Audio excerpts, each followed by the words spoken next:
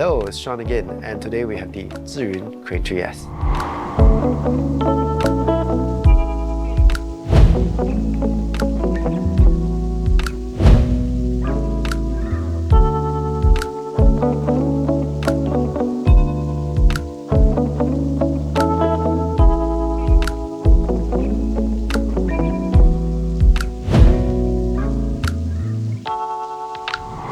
Okay, so what are the worthy mention of this new upgrade beside its sexy new gold trimmings? Mainly it's the upgrade in the payload from 4.5-ish kilos up to 6.5 kilos right now. So believe me, the motors they are really strong. There are 5 motor settings and we worked it from something very light like the Z-Cam up to something really heavy like the C500, Ursa Mini and the Red. Obviously when you have larger cameras you really need some kind of support rig like the Easy Rig. For our that little shoot with the C500 it was really quite backbreaking, but it worked fine. Now this 6.5 kilos payload, I have to say that it's really good because whatever you saw in the earlier pre-roll, they were directly from camera. We did not do any post-stabilization. So of course we were going at 50p and slowed down to 25p, but even when I looked at the 50p, it looked perfect.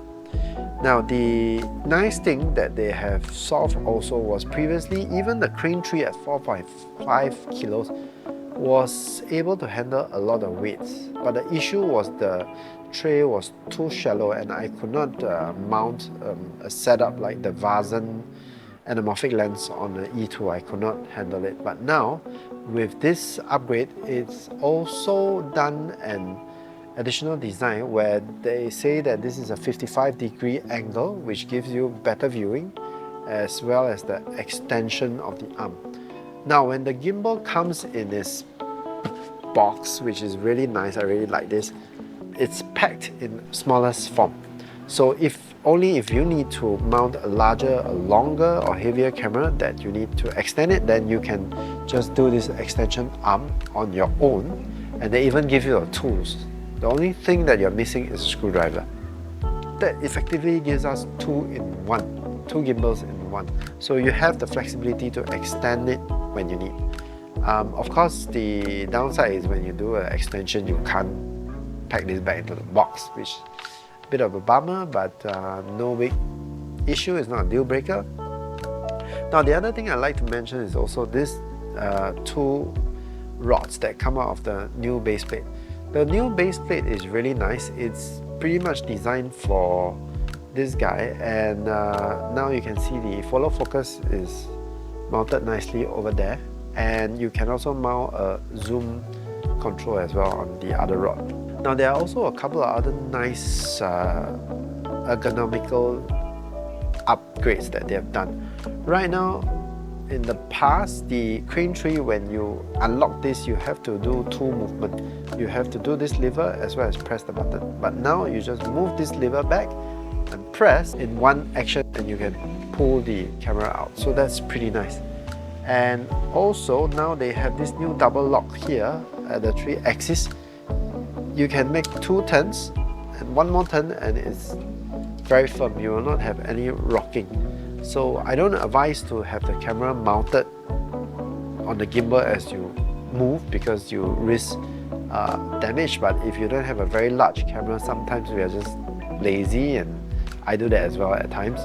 And this double lock solves that issue of accidentally bumping and breaking the locks.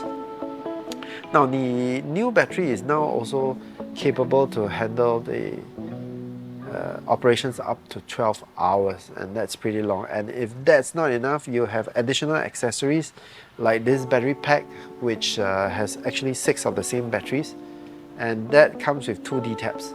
So one of them can be used to power the gimbal to extend its life, and the other D-tab can be used to power your monitor. Now the other accessory that they have is this little extension arm which is mounted below.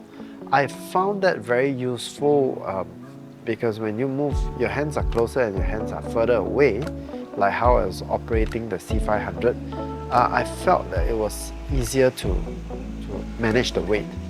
But as I said, if you are running with a red or a SA Mini or even a C500, I think it's better off to have a body rig of some sort.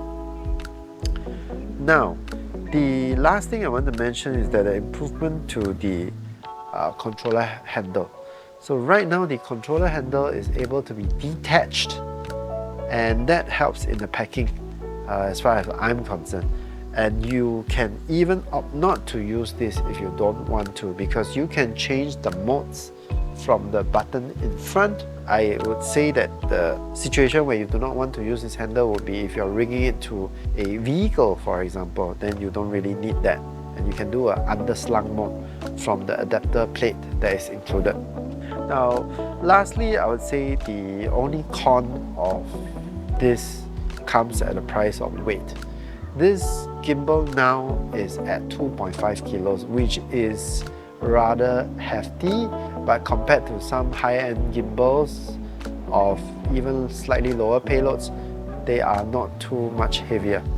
I would say for those of you who owns a cinema camera like the Canon C series, Blackmagic Ursas, Sony FX7, FX9, this is really one gimbal that you can consider. It will certainly work very well with no issues, and balancing most lenses will not be an issue. But for those of you who don't need the payload, I would think the Crane 3 is already a very good investment. So I hope that has been useful. Till the next time, goodbye.